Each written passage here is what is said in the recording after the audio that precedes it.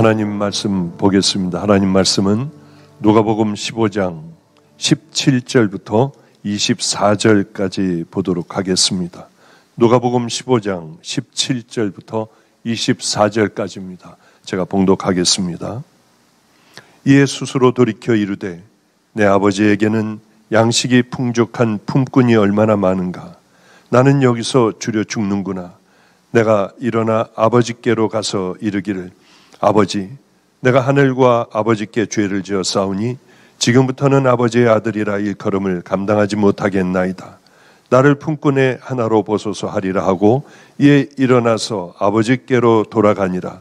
아직도 거리가 먼데 아버지가 그를 보고 측은히 여겨 달려가 목을 안고 입을 맞추니 아들이 이르되 아버지, 내가 하늘과 아버지께 죄를 지어 싸우니 지금부터는 아버지의 아들이라 일컬음을 감당하지 못하겠나이다 하나 아버지는 종들에게 이르되 제일 좋은 옷을 내어다가 입히고 손에 가락지를 끼우고 발에 신을 신기라. 그리고 살찐 송아지를 끌어다가 잡으라. 우리가 먹고 즐기자. 이내 아들은 죽었다가 다시 살아났으며 내가 잃었다가 다시 얻었노라 하니 그들이 즐거워하더라. 아멘. 오늘은 연합 예배입니다. 필그림교회, 필그림 성교교회, 마가의 다락방, 인천 방주교회, 은혜의 강교회, 십자가교회. 특별히 토론토에 있는 십자가교회는 우리들의 형제 교회들입니다. 오늘 설교를 할 때 계속 필그림 성교, 마가 다락방, 인천 방주교회, 인천 은혜의 강교회, 십자가교회 성도 여러분들 이러려면 너무 이름이 길어질 것 같습니다. 그래서 우리 멀리 있는 형제교회인 십자가교회를 하나를 지칭해서 얘기할 때 왜 우리 교회는 빼? 그게 아니라 함께 우리 공동 예배를 드리고 있다고 하는 것 꼭 깨달아 주시기 바랍니다. 무슨 설교를 해야 될까 참 고민을 많이 했습니다. 그런데 어떤 생각을 했느냐 하면 우리 십자가교회 성도들에게 가장 중요한 말씀은 뭘까? 이것저것 생각하며 찾다가 문득 예전에 한번 했던 그런 주일에 했던 설교가 생각이 나서 좀 다시 한번 그 말씀을 제가 큐티를 해보고 이 말씀을 전하면 되겠구나 하고 선택하여 오늘 가지고 나왔습니다. 저는 마지막으로 유언을 하라고 하면은 성도들에게 무슨 얘기를 할까? 그건 다른 얘기가 아닙니다.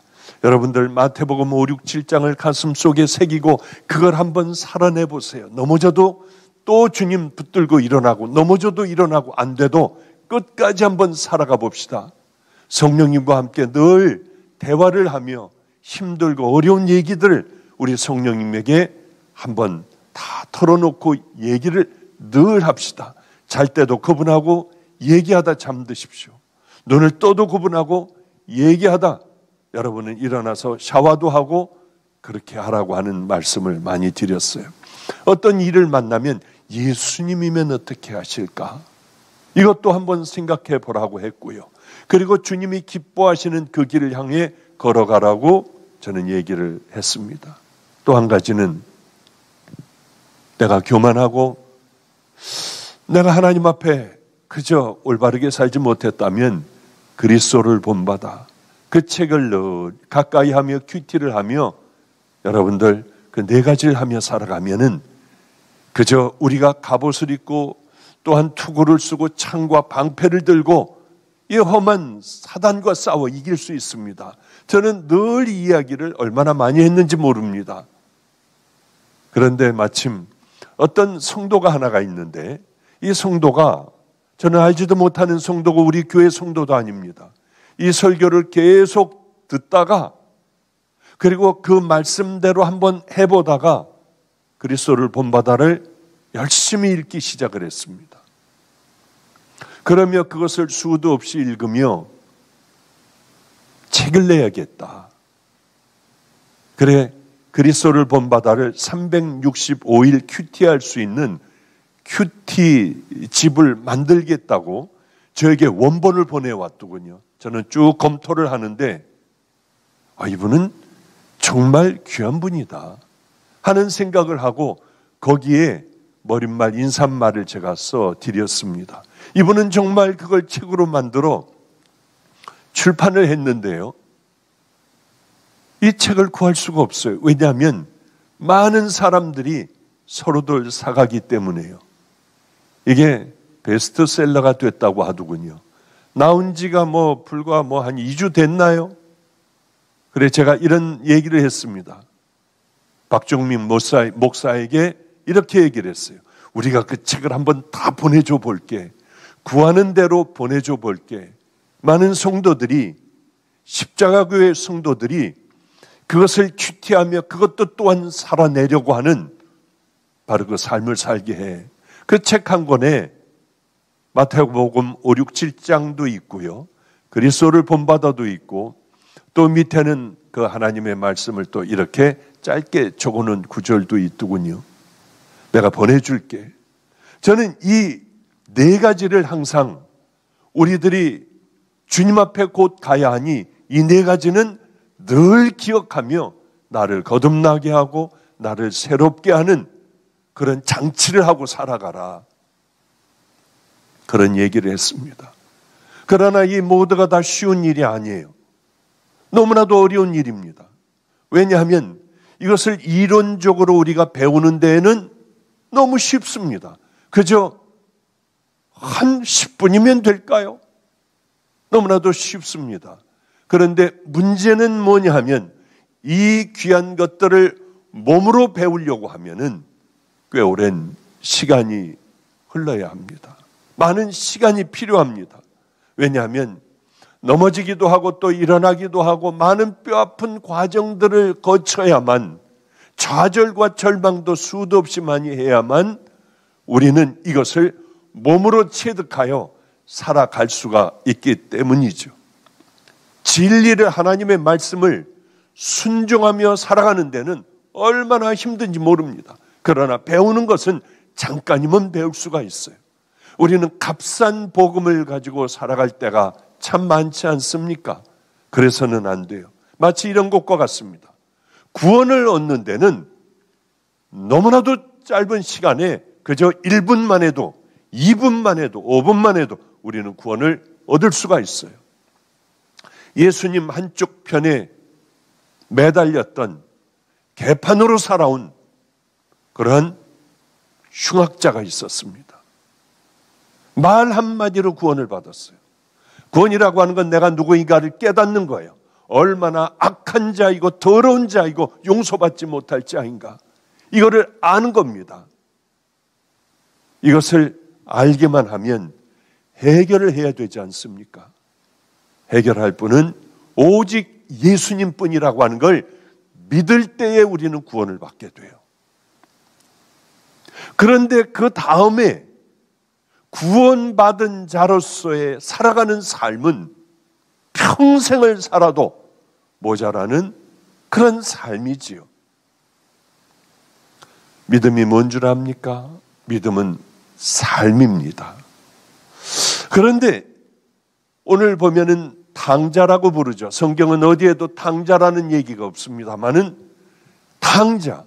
탕자가 이것을 깊이 깨닫는 데는 너무나도 오랜 세월이 걸렸습니다. 정말 시간, 정력, 눈물, 고통 모든 걸 다 겪고 나서야 그는 깨닫게 돼요.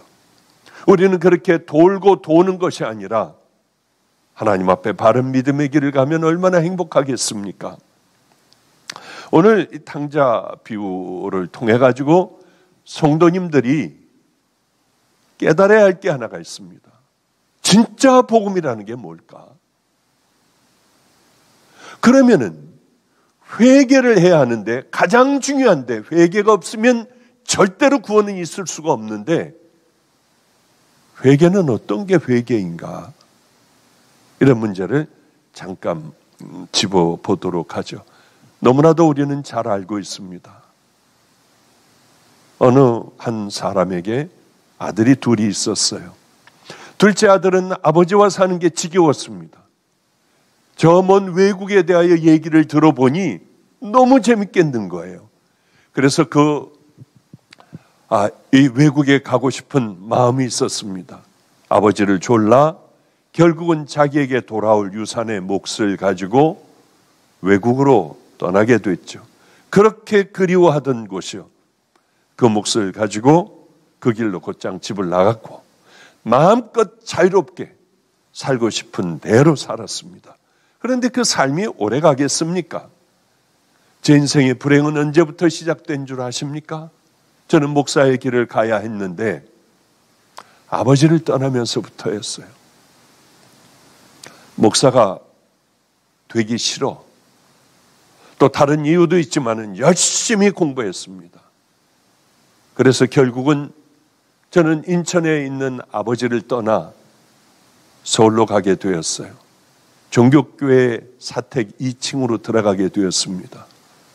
참 행복했어요. 가서 제가 하고 싶은 일들을 다 했으니까. 그렇게 그저 17살쯤에 그렇게 아버지를 떠나 제 마음대로 살아가는 그 삶을 통하여 저는 39이라고 하는 나이에 하나님을 만나게 되었어요.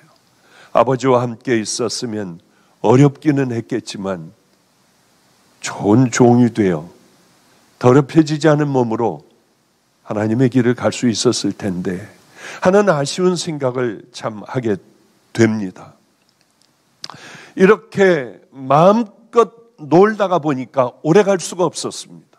곧 그는 돈이 다 떨어지고 친구들도 아는 여인들도 다 떠나가 버렸습니다. 먹고 살기 위해서는 일을 해야 했어요. 그것이 유대인에게는 허락되지 않은 돼지치는 일이었습니다.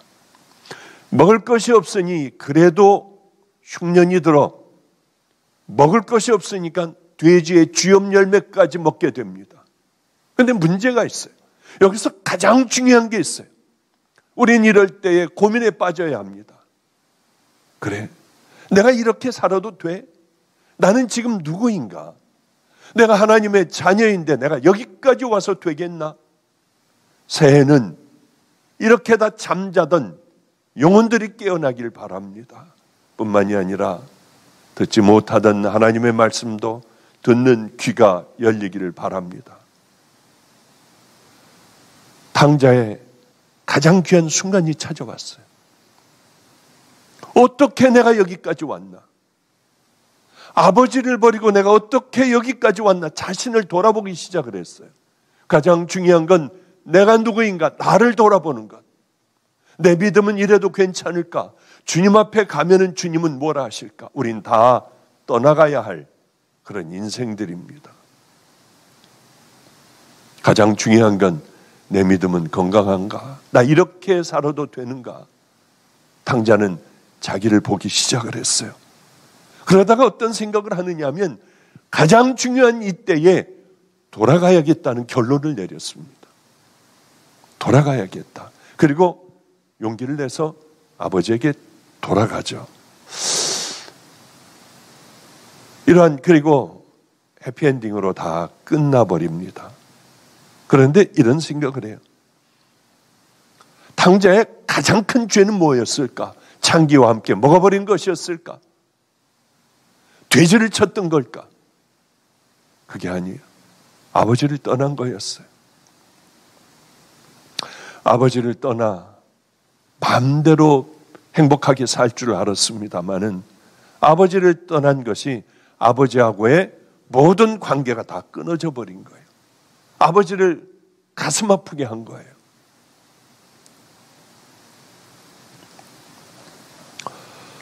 아버지는 아들이 나가자마자 그저 문 밖에서 아들을 기다렸습니다. 저 멀리 누가 오는 것 같으면 달려가 보고 아들이 아니면 힘없이 돌아왔어요. 성실한 큰아들이 있었음에도 불구하고 잃어버린 한 아들에 대한 아버지의 애착은 대단한 것이었습니다. 아버지는 집 나간 아들을 생각하며 문을 늘 열어놓고 돌아오기를 간절히 기다렸습니다. 그런 나쁜 아들은 문을 잠궈버리고 다시는 못 오게 해야 하는데 이 아버지는 그러지 않았어요. 죄라는 건 뭔 줄 압니까? 이 아버지하고의 관계가 깨지는 거예요. 우리들의 가장 큰 죄는 뭔 줄 압니까? 우리들의 삶으로 아버지와의 관계가 모든 게 틀어지고 잘못되는 거예요. 아버지는 그러나 돌아오길 기다리고 계시죠. 저는 절망 중에 있던 아이들과 많은 만남을 가졌습니다. 요즘에는 정말 살맛이 나요. 왜냐하면은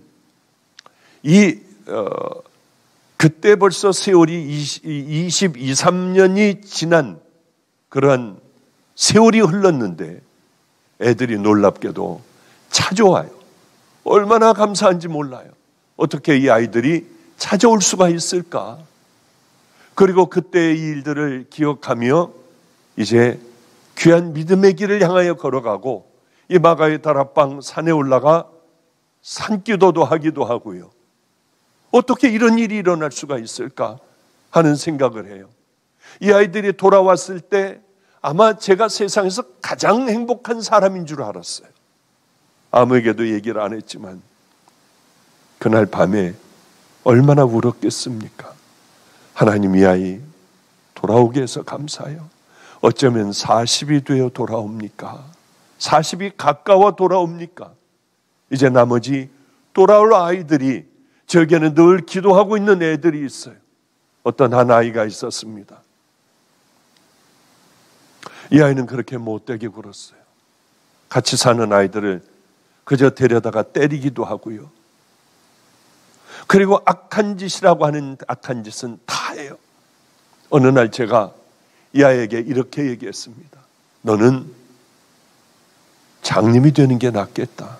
그럼 내가 너를 평생 데리고 다닐게. 그런데 어느 날부터 눈이 아프다고 하더라고요. 잘 안 보인대요. 한쪽 눈이 실명이 되었어요. 그리고 저는 이제 마음이 아파 있고 이 아이는 교도소에 가 있는 동안에 저는 인천으로 내려오게 되었습니다. 전화 한 통화가 걸려왔어요. 여기 교도소입니다. 이 아이가 하나가 있는데, 물론 지금 다 40이 되고 한 아이들이죠. 넘고 한 아이들이죠.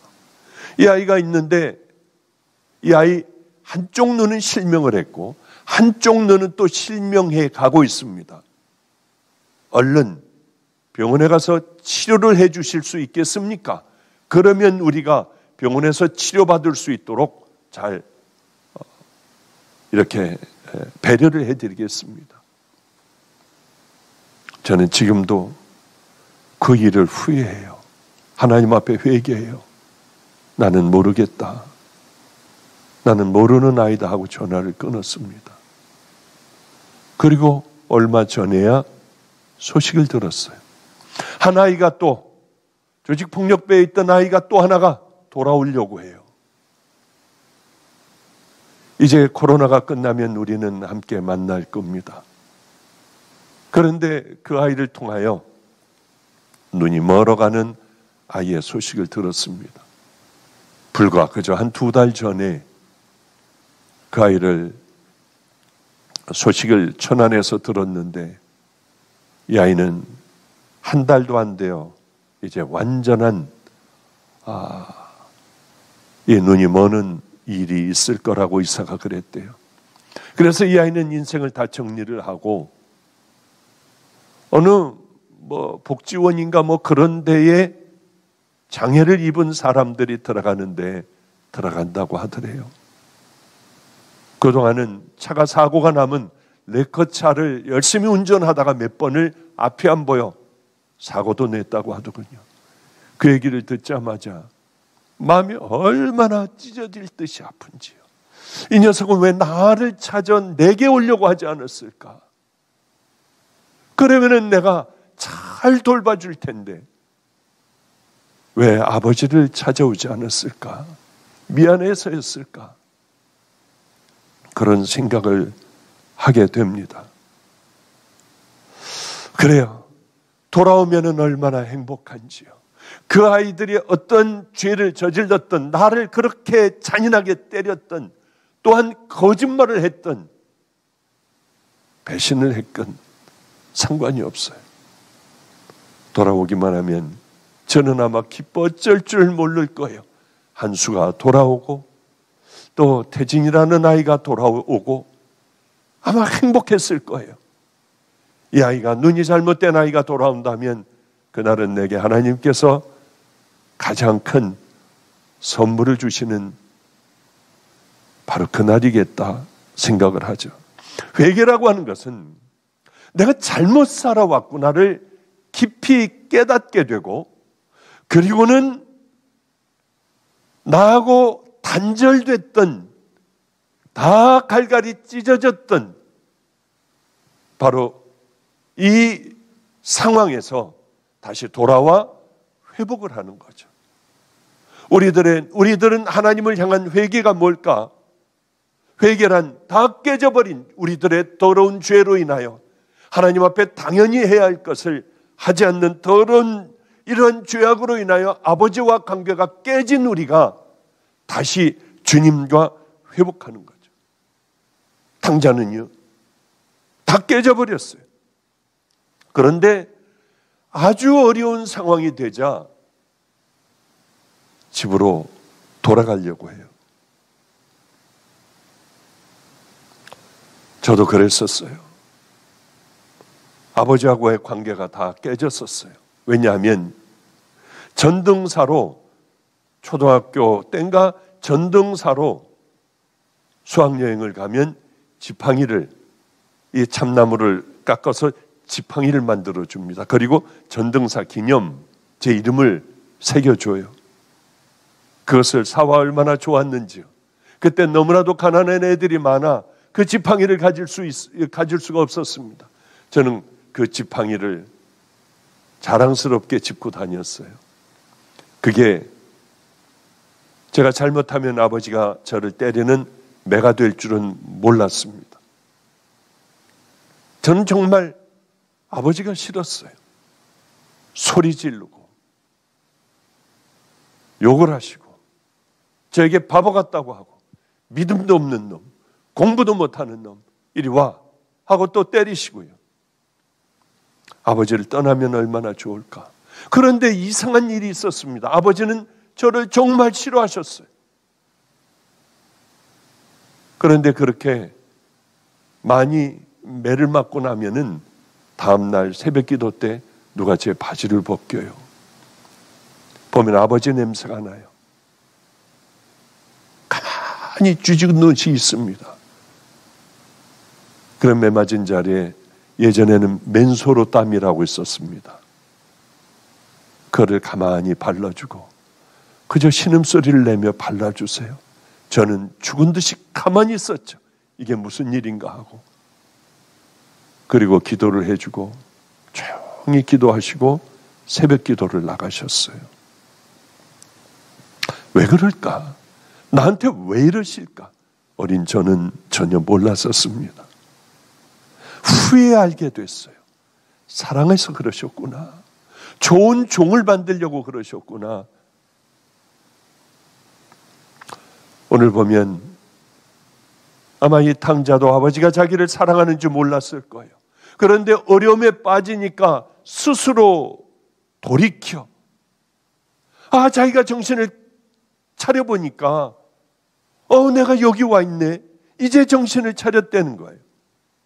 부모와도 형제와도 다 단절이 됐습니다. 제정신이 아닌 삶을 살아왔어요.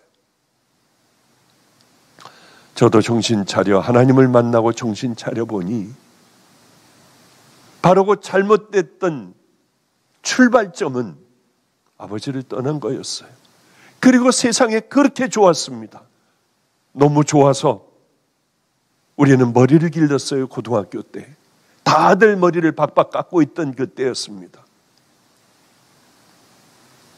담배도 피고 술도 사다가 홀짝홀짝 마시고요.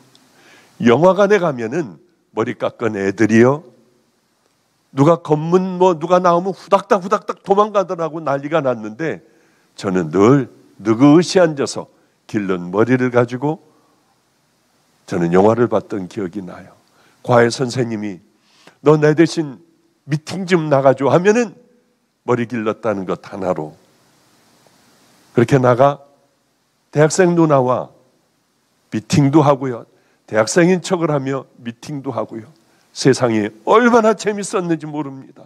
그러나 바로 주님을 만나는 그날 얼마나 울었는지요. 내가 여기서부터 잘못됐었어. 그때 그대로 머물러 있었으면 얼마나 좋았을까. 이 더럽지 않은 몸으로 주님을 섬길 수 있었을 텐데.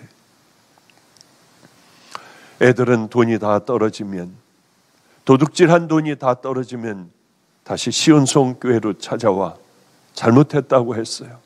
그때마다 애들이 다 도망가고 난 후에 아무도 없는 교회에서 설교를 혼자 할 때 외롭기가 짝이 없었어요. 아이들이 오면은 표정을 감추질 못해요.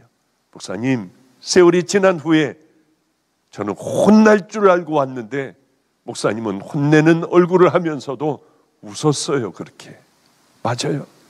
돌아온 아이들이 저는 고마웠어요. 이제 다시 아이들하고 함께 살게 되었네. 얘네들하고 같이 예배를 드릴 수가 있네. 그런 생각을 참 많이 했었죠. 당자는 지혜로웠습니다. 아버지께 돌아가야지. 맞아요. 아버지와의 깨진 관계들을 다시 회복해야 합니다. 사람들은 보통 보면은 사람과의 관계로 깨어지면은 그 사람하고 함께 그 사람에게 손에 끼친 것 갚아주면 돼. 어떤 사람은 하나님과의 관계, 사람과의 깨진 것을 하나님에게만 내가 회개하면 돼. 그렇지 않아요. 사람 찾아가서 모든 걸 다 회복해야 합니다. 하나님과의 관계를 다 깨끗하게 해야 돼요. 그것을 진정한 회개라고 합니다. 회개의 삶이라고 하는 것은 사람에게도 하나님에게도 잘못된 것을 회개하고 다시 회복하는 것 아니겠습니까? 그래 이제는 머슴으로 들어갈 거야. 그런데 굳이 아버지 집으로 가서 머슴 일 할 필요가 있습니까? 아니 다른 나라에 가서 열심히 머슴으로 일을 하면은 어느 정도 그래도 떳떳하게 살아갈 수가 있는데요. 미국에 가면은 많은 사람들을 신방을 하게 되고 뭐 이렇게 저녁을 초대하면은 그 집에 가서 저녁도 먹고 합니다. 그런데 대부분 한국에서 어렵게 살던 분이 잘 살다가 어려워지면은 미국 같은 데 가서 세탁소도 하고 또 접시도 뭐 닦고 하여튼 뭐 여러 가지 어려운 일들을 전부 하면서도 그리고 그렇게 해서 다 세워나가는 사람들을 많이 보게 돼요. 어떤 사람은 구두도 닦고요. 건물 청소도 하며 다시 한번 인생을 만들어가는 그리고 귀한 삶을 후반전에 사는 분들도 많이 봤어요. 이렇게 사람 없는 곳에서는 어떤 부끄러움도 마다 않고 어떤 일도 할 수 있지 않겠습니까? 그러나 당자는 다른 곳으로 가지 않고 아버지에게로 갔어요. 그래, 품꾼의 하나로 써달라고 해야겠다. 이제 집으로 터덜터덜 가는데 아버지는 저쪽으로부터 달려오기 시작을 했습니다. 너 왜 그랬어? 돈은 얼마나 남겼니? 얼마나 썼니? 어디에 썼니? 하나 묻지 않으셨어요. 아버지는 이미 아셨어요. 회개하고 돌아오는 아들을 무조건 반겨주셨습니다. 저희 아버님이 얼마 전에 제게 카톡이 온 걸 주일날 읽어드린 적이 있습니다. 이제 97세가 됐어요. 97세세요. 97살이요. 그분이 문자를 저에게 보낸 게 있습니다. 늘 아버지는 무서워. 그래 이렇게 내가 나이가 들었어도 아버지는 두려운 분이야. 그런 생각이 지금도 제 머릿속에는 있습니다. 그런데 이분이 저에게 이렇게 카톡을 하셨어요. 과로하지 말아라. 과로사라는 게 있어. 피곤하면 다른 목사 세우고 푹 쉬어야 해.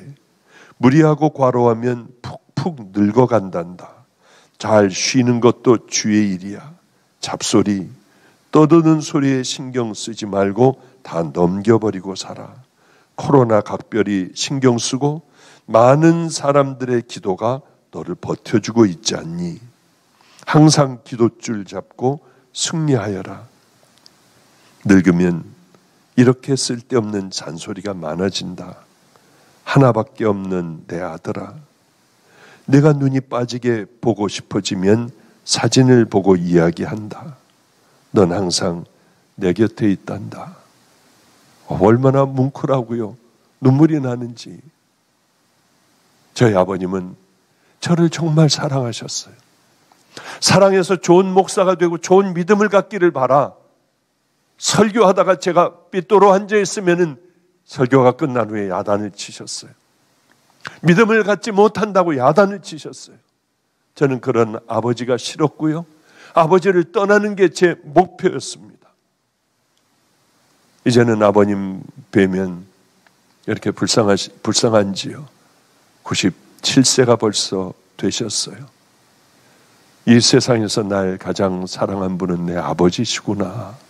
대화를 하다 보면 그것을 깊이 느끼게 돼요. 이젠 귀도 어두워지셨어요. 눈도 잘 보이지 않으세요. 그러면서도 아들 앞에서는 아직도 당당한 아버지의 모습을 보이시려고 이것저것 자랑을 하시기도 하고 책상을 치면서 말씀하시기도 해요. 그럴 때마다 이제는 두려운 게 아니라 아버님이 불쌍해집니다. 어떻게 해드릴까? 아버님이 수천하시면 저는 많이 울 것 같아요. 세상에서 제가 제일 슬프게 울 것 같아요. 왜? 저를 가장 사랑해 주셨던 분이니까요. 이 아버지보다, 저희 아버님보다 저를 더 사랑하는 분이 누구일까요? 맞아요. 하나님이세요. 그 하나님을 저는 여기서 만났습니다. 얼른 돌아왔어요. 어떻게 나 같은 죄인을 죽여버리시지 그냥 견디고 오기를 기다리셨을까? 주님의 그 내가 너를 기다렸다는 말씀에 대성통곡을 하고 울었던 기억이 있습니다. 왜 저를요? 왜 저 같은 걸 기다리셨어요? 그때 제 마음에 잘 알지도 못하는 성경 구절이 크게 들렸어요. 하나님이 세상을 이처럼 사랑하사 독생자를 주셨으니 이는 저를 믿는 자마다 멸망치 않고 영생을 얻게 하려 함이니라. 그래요, 십자가교회 성도 여러분들, 오늘은 가장 중요한 말씀을 드려야겠다. 그것은 복음이 무엇인지, 회개라고 하는 것이 무엇인지 이렇게 얘기하면은 성도들이 알아들으실 수가 있을까? 우리는 내가 탕자처럼 살고 있다고 생각하는 분들, 주님 앞에 내가 이렇게 살면 안 된다고 생각하며 그렇게 살아왔던 분들이 계십니까? 탕자가 한 뉘우침, 결심을 하자마자 바로 행동으로 옮긴, 그리고 스스로 돌이켜 하나님과의 관계를 회복한 탕자와 같은 그런 관계 회복이 사람들과의, 하나님과의, 교회와의, 또 내 자신과의 모든 관계가 회복되는 은혜를 체험하시는 2021년이 되기를 바랍니다. 그러므로 예물을 제단에 드리다가 거기서 너의 형제에게 원망 들을 만한 일이 있는 줄 생각이 나거든 예물을 제단 앞에 두고 먼저 가서 형제와 화목하고 그 후에 와서 예물을 드리라. 이제 2021년은 하나님께서 적극적으로 여러분들을 다스리고 인도해 주시는 기적의 한 해가 되시기를 주님의 이름으로 축복합니다. 기도하겠습니다. 거룩하신 하나님, 어리석은 인생을 살아왔다면 이제 돌이키게 하소서. 이제 21년도 새로운 한 해가 우리 눈앞에 있습니다. 이 21년도는 성경 읽고 기도하고 큐티하고 삶으로 살아가는 그 삶이 내 몸에 달라붙게 하여 주시사 나도 모르게 그렇게 그 시간들을 보내게 하여 주시고 그렇게 살아갈 수 있도록 도와주시고 벌떡 일어나 우리 아버지의 집을 향하여 달려가는 더 크로스 철치 성도들 되게 하여 주시옵소서. 이 험한 세상, 하나님 마지막 주님의 숨결 소리까지 급박하게 들리는 이 때에 주님 그 나라를 하루하루 준비하며 살아가는 지혜로운 성도들 되기를 원하오며 예수님 이름으로 축복하옵고 기도드렸습니다. 아멘.